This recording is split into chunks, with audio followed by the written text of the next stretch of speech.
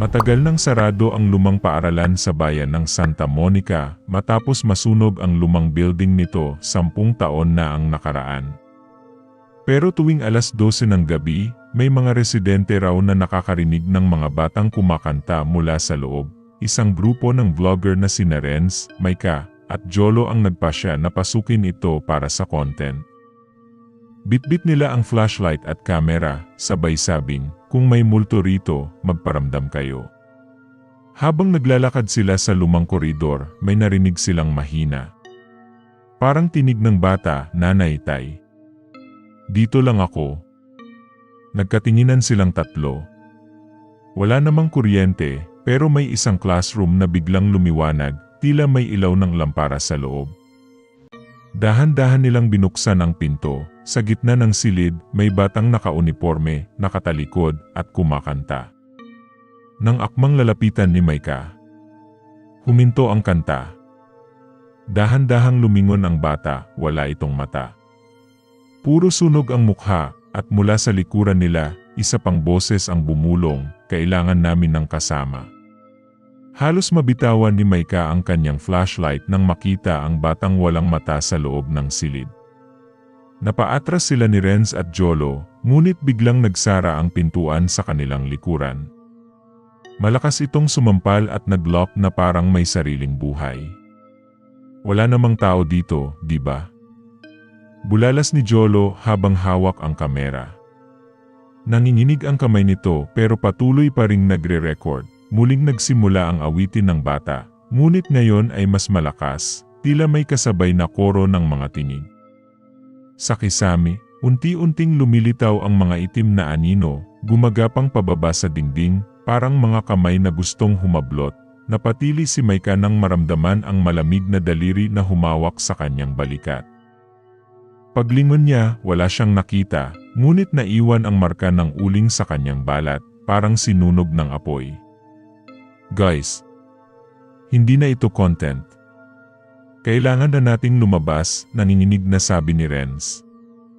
Sinubukan niyang buksan ang pinto, ngunit nanigas ito at parang may humaharang mula sa labas. Maya-maya, napansin nila ang batang walang mata na dahan-dahang lumalapit.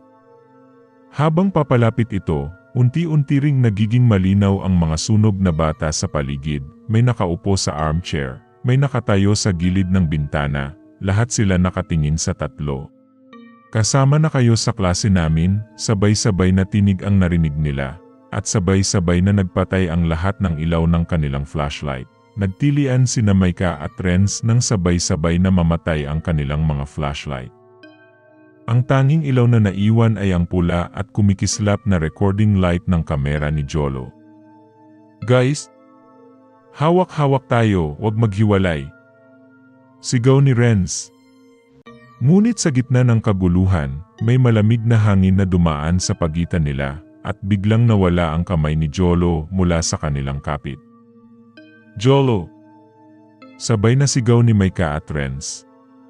Tanging yabag at hinalang ang naririnig nila sa dilim, biglang bumukas ang ilaw ng isang silid sa dulo ng pasilyo.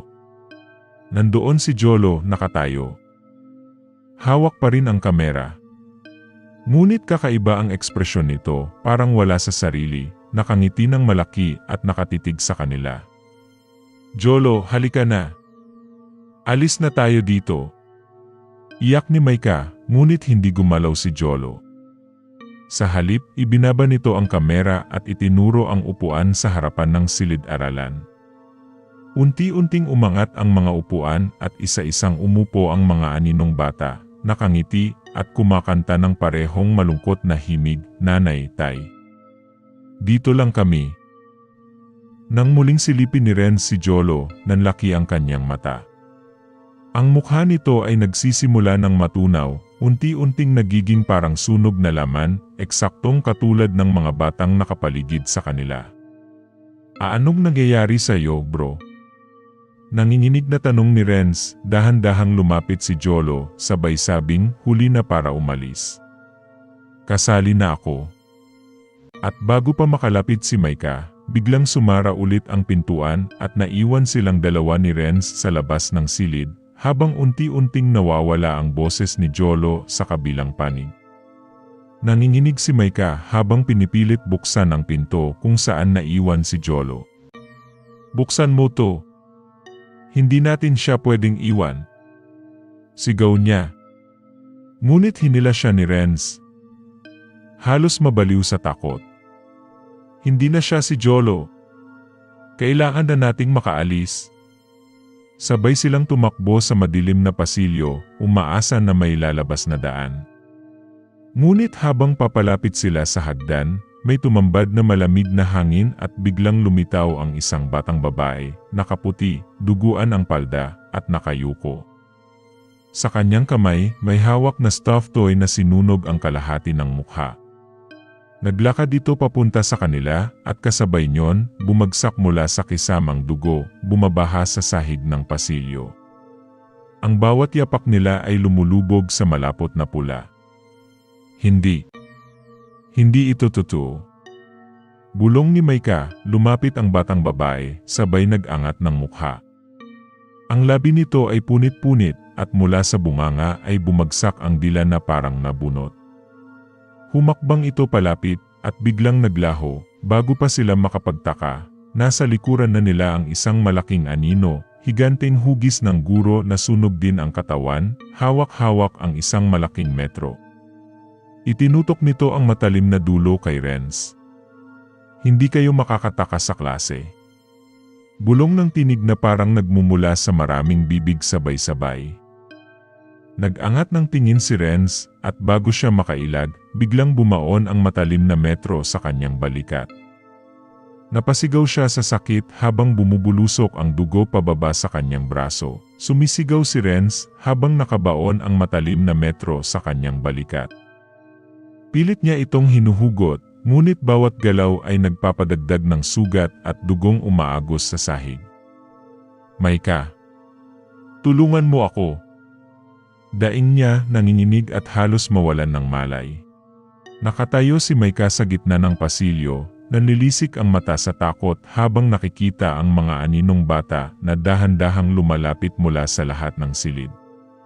Ang mga mata nilang walang laman ay nakatutok sa kanya, sabay-sabay na kumakanta ng nakakasulasok na himig, "Dito ka na lang. Huwag ka nang umalis." Niyugyug niya ang pinto sa dulo ng koridor pero nakakandado ito. Tanging dalawang opsyon ang natitira sa kanya, bumalik para kay Renz o tumakbo mag-isa bago tuluyang lamunin ng mga anino ang buong pasilyo.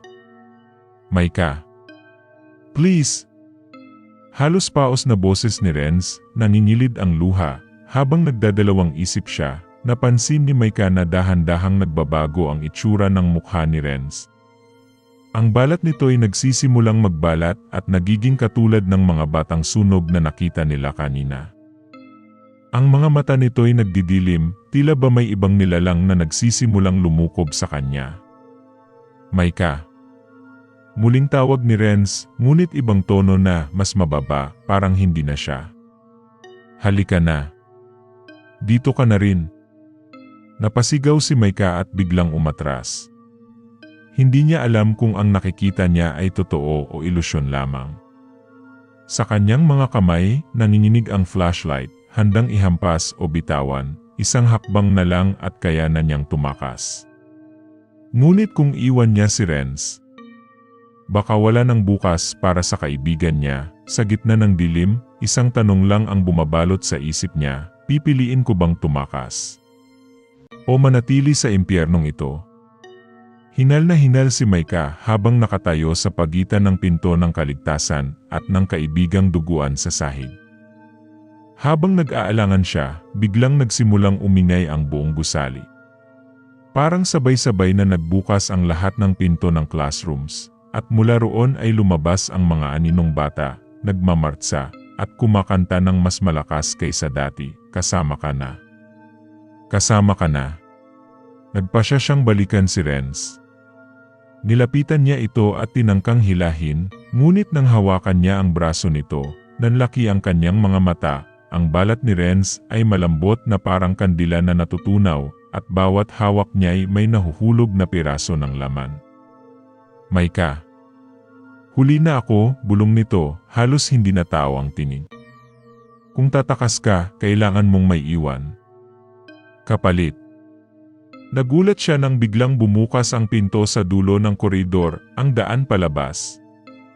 Ngunit sa mismong bungad, nakatayo ang batang babae na may dugo ang palda at stuffed toy. Umiti ito at nagsalita, "Pwede kang lumabas. Pero kailangan mong may iwan dito. Isa lang." Nanginginig si Micah, napatingin kay Renz na halos tuluyan ng nilalamon ng dilim. Naririnig niya ang daing nito, sabay ang mga bata na mas lalong lumalapit. Ang kanilang mga mata ay kumikislap na parang uling, mga kamay nilang umaabot sa kanya. Alam niyang kung tatakbo siya, si Renz ang kapalit. Pero kung mananatili siya, sila ang magkakasama sa impyernong paaralang ito habang buhay. "Pumili ka na," bulong ng batang babae, sabay pitik ng stuffed toy. Sa sandaling iyon, nagsara ang lahat ng ilaw at tanging tibok ng puso ni Micah ang naririnig niya. Nakapikit si Micah, nanginginig ang tuhod habang bumabalot sa kanya ang mga tinig ng mga batang multo. Sa bawat tibok ng kanyang puso, parang binibigyan siya ng huling babala, "Pumili na." "Si Renz." "O ikaw?" Bulong ng batang babae, hawak ang stuffed toy na ngayon ay tumutulo ng dugo. Dahan-dahan niyang iminulat ang mata at nakita si Renz. Halos wala nang natitirang mukha, nangingitim ang laman, ngunit nakatitig pa rin sa kanya. "Micah, tumakbo ka na." Bulong nito, saka biglang kumawala mula sa pagkakabaon ng metro.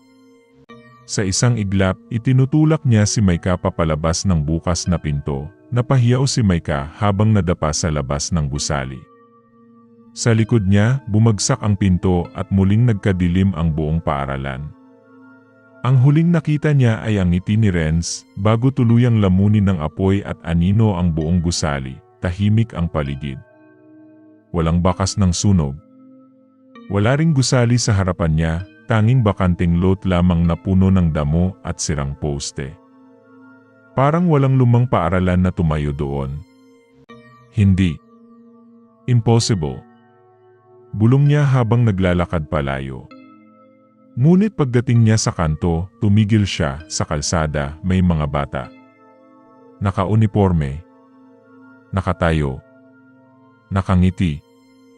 At sa gitna nila, si Renz, malinis, buang katawan, nakatingin sa kanya. "Late ka na, Micah," sabi nito, sabay-sabay silang kumanta, "Dito ka na lang. Huwag ka nang umalis." Nang lingunin niya ang paligid, wala na siyang nakitang kalsada.